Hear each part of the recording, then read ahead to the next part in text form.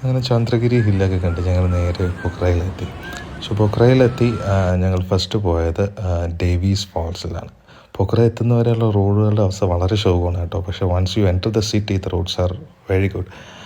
And ഇന്ന് actually ഒരു holiday ആണ്, അവരുടെ ദീപാവലി ആഘോഷവുമായിട്ട് ബന്ധപ്പെട്ടുള്ളൊരു ഹോളിഡേ. ഫാൾസ് ഇപ്പോൾ അടയ്ക്കുമെന്ന് പറഞ്ഞ് ഞങ്ങൾ വളരെ പെട്ടെന്ന് അകത്ത് കയറി. ആൻഡ് നമ്മളെ വെൽക്കം ചെയ്യുന്ന ഒരു ഗാർഡനാണ്. അവിടെ നിന്ന് ഒരു 20 സ്റ്റെപ്സ് വെച്ചാൽ നമുക്ക് ഫസ്റ്റ് സൈറ്റ് ഓഫ് ഈ വാട്ടർഫോൾ കിട്ടും. ആൻഡ് അവിടെ നിന്ന് നമുക്ക് പടിക്കെട്ടുകൾ ഇറങ്ങി താഴോട്ട് പോകാം. ബട്ട് നമുക്ക് ഈ വാട്ടർഫോളിൽ ഇറങ്ങാൻ പറ്റില്ല കേട്ടോ. പക്ഷേ അതിൻ്റെ ടോപ്പ് വരെ പോയിട്ട് അതിന് നല്ലൊരു വ്യൂ കിട്ടും.